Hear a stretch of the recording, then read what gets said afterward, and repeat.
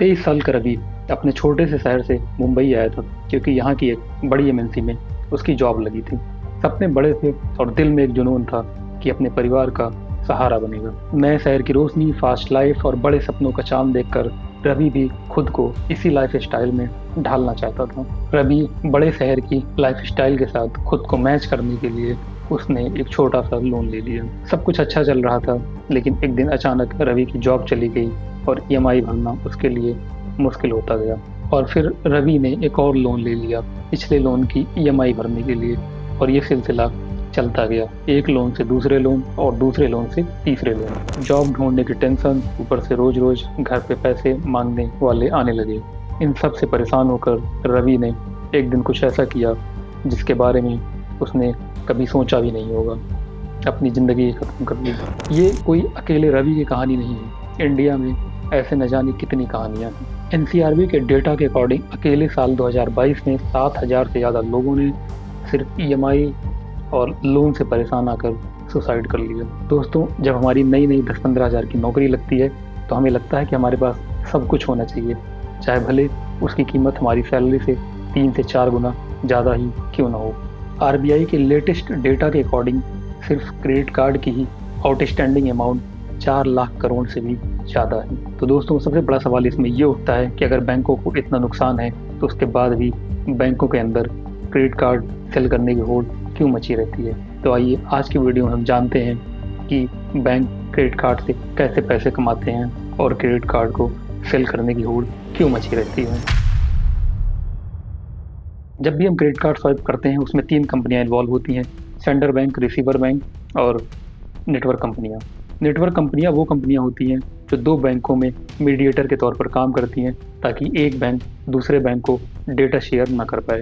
इसका सबसे बड़ा एग्जांपल है रुपए, वीज़ा, मास्टर कार्ड। तो मान लीजिए अगर आपने 100 रुपये का ट्रांजेक्शन किया अपने एचडीएफसी बैंक के क्रेडिट कार्ड से और उसको स्वाइप किया आईसीआईसीआई बैंक की मशीन से, तो इसमें सेंडर बैंक हो गया एचडीएफसी बैंक और रिसीवर बैंक हो गया आईसीआईसीआई बैंक, और बीच में नेटवर्क कंपनियां रहेंगी जैसे रुपए, वीज़ा या मास्टर कार्ड। अब इस 100 रुपये के ट्रांजेक्शन में 2 रुपये एचडीएफसी बैंक रख लेगा क्योंकि वो सेंडर बैंक है, 1 रुपये आईसीआईसीआई बैंक रख लेगा और 0.5 पैसे नेटवर्क कंपनियों के पास जाएगा जैसे वीज़ा, मास्टर कार्ड या फिर रुपए। ये सिर्फ एग्जांपल है, लेकिन ये है कि इनका परसेंटेज कुछ ऐसे ही रहता है। तो इससे ये बहुत साफ है कि जिसका क्रेडिट कार्ड होगा उसको ज़्यादा मुनाफा होता है। यही कारण है कि बैंक्स आपस में पोल करती रहती हैं कि कौन सबसे ज़्यादा क्रेडिट कार्ड सेल कर पाएगा, यानी कि ज़्यादा क्रेडिट कार्ड इसका मतलब ज़्यादा मुनाफा। दोस्तों, ये अमाउंट आधे पैसे की बहुत कम लग रही होगी, लेकिन बहुत ज़्यादा ट्रांजेक्शन होता है। यही कारण है कि वीज़ा, रुपए, मास्टर कार्ड जैसी कंपनियां केवल इसी अमाउंट पर रिलायबल रहती हैं और करोड़ों अरबों रुपए का प्रॉफिट बनाती हैं। आप सोच सकते हैं कि अगर केवल नेटवर्क कंपनियां 0.5 पैसे कमाकर इतना प्रॉफिट बना रही हैं तो बड़ी बड़ी बैंकें जो 2 रुपये पैसे काटती हैं उनका कितना प्रॉफिट बन रहा होगा।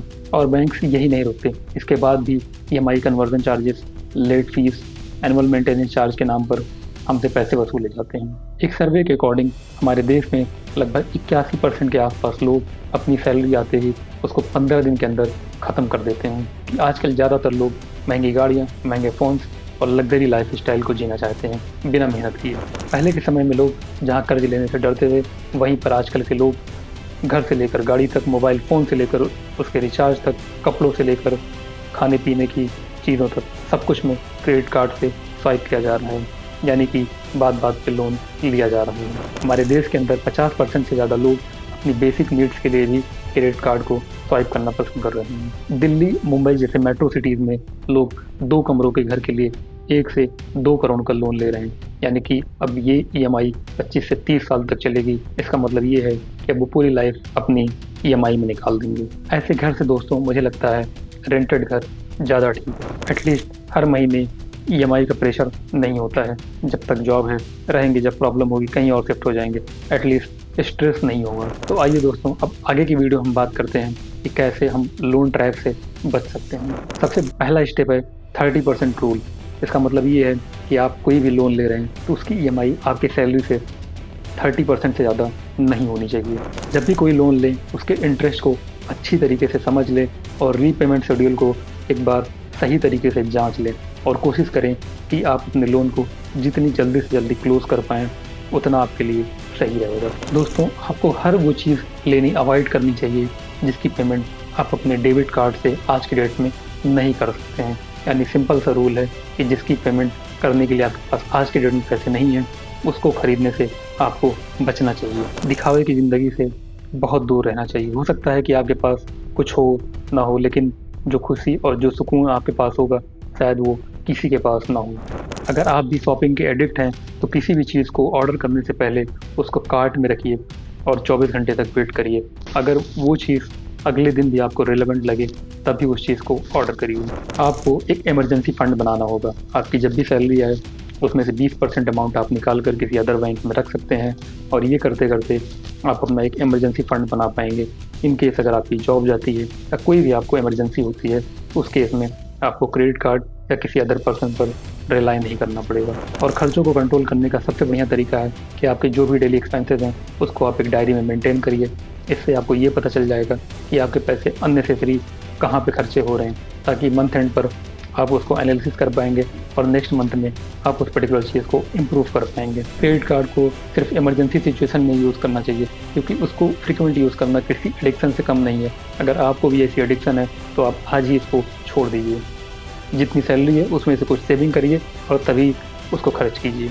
दोस्तों, आजकल की सबसे बड़ी प्रॉब्लम ये है कि हमारी सोसाइटी में एक प्रेशर बन गया है। अगर आपके पास बड़ा घर, ब्रांडेड कपड़े, लेटेस्ट आईफोन या लग्जरी कार नहीं है, तो आप सक्सेसफुल नहीं हो। सोशल मीडिया ने इस प्रेशर को और भी बढ़ा दिया है, जहाँ पर हर कोई अपनी लाइफ का बेस्ट वर्जन दिखाता है, लेकिन रियलिटी में उन्हीं चीज़ों को अफोर्ड करने के लिए हम अपनी फाइनेंशियल फ्रीडम खोते जा रहे हैं। याद रखिए दोस्तों, सक्सेस होने का मतलब महंगी चीज़ें रखना नहीं होता है, बल्कि अपने सपने को पूरी आज़ादी से जीना ही असली सक्सेस है।